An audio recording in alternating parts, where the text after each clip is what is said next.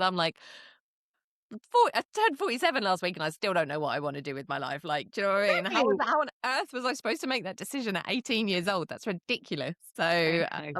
yeah, we were talking about kind of, adult gap years and going, is that Mm. yesterday, while I was, let's not call it doom scrolling, just random scrolling, a reel popped up from someone talking about what she was calling a hot divorcee summer. And she was going, hey, you don't have to be divorced to have a hot divorcee summer. But she was essentially Oh. talking about like a very similar thing. Like, you don't have to be divorced. You can just like choose to have that, to go traveling, do your own thing this summer. So I feel like that's maybe a bit of a similar How old was idea. she? How old was she, would you say? Probably in her early 50s. Yeah. She was, Oh, so the sort of age we're talking about. And then yeah, she wasn't she was, divorced then? she was a grown up. No, She was but a it's grown up so with some hard. care. So she should probably come and listen to the show. So Yeah. But it's so hard, isn't it? Because, and well, if what I've read in The Sun or wherever it was true, she couldn't. So talk back to Tess Daly. She mm, couldn't because even though her children are now at uni or whatever, they're older. Her yeah. partner has had things he had to do, and obviously she could do it on her own. I get that. Yeah. You don't have to do everything with your partner, but it is even now. I'm sometimes like I could go away because I could work anywhere. So I could go away for 6 weeks in the summer with the kids or not with the kids. But then I do have that, but I'm married and what's he gonna say? Because that sounds like literally I don't do Yeah. anything unless, but it's a bit like, but he can't come, so I'll be doing it on my own, and there's nothing wrong with doing it on your own, except I would like him to be there, and he doesn't have a job where he could, and it's that, like, digital nomad thing, but does that only work if you You do both it on your own. or you do it Yeah. on your own? See, this is I never got the opportunity to do much traveling when I was younger Mm. because I didn't have any money. Like I was gonna like come up with a better reason than that, but just didn't have any money. Mm. Went on a couple of holidays. I've been on a few like press trips and stuff that have taken me to some exciting places. But generally, I didn't do an awful lot of traveling. And so in the last couple of years, I have started trying to take some holidays and some breaks.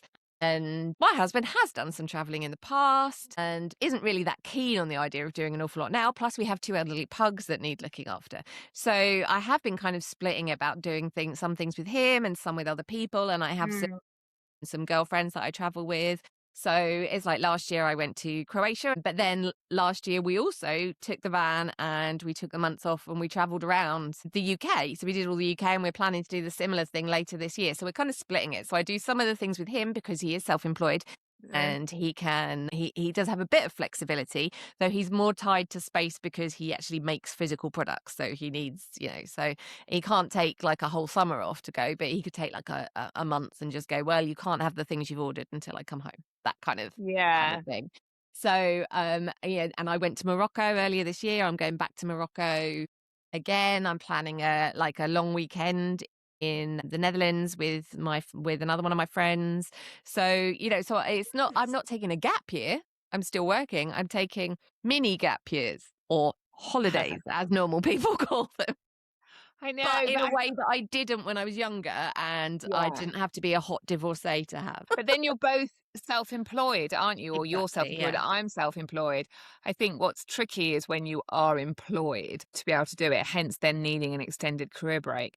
We have like, or I say we, my vision is to do more traveling, and in retirement travel. But then my other half says, Adam says, but we might not be up for it then. You don't know how you're going to be. You don't know how able-bodied you're going to be. You don't know when you're going to retire. So it's kind of like, it feels like now is a good time. And I do know my daughter's got 2 more years at school. So it's like, oh, I wonder if I can start broaching the subject of an adult gap year in 2 years' time. And we could rent this house out, although to be fair, children don't leave home anymore, do they? She'll still be here. And she can't afford the rent. So So this that is what probably, I was gonna say. Is this the do we do adult gap years now because that's when we can afford to do this stuff? Because I mean, I still don't understand now how anyone managed to afford to take a gap year. And I know you said you like worked your way around it, but like it's expensive to do this stuff. But now it's even more expensive. It's crazy. oh yeah, and we could only afford to do it in 1991 because it was 1991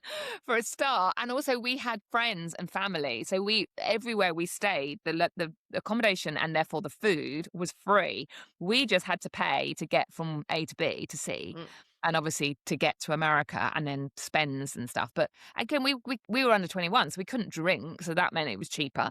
Because we didn't go out as as such. We'd spent quite a lot of money on clothes and vintage shopping. I do remember.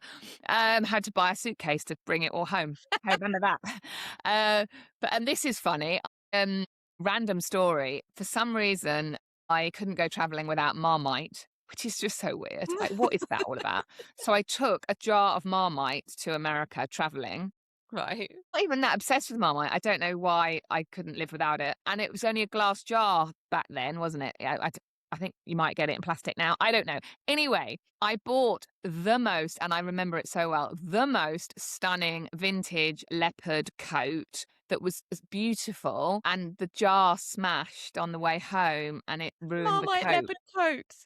I still remember that coat Oh, from 1991. oh no. I had to have a gap year with Marmite, for goodness sake.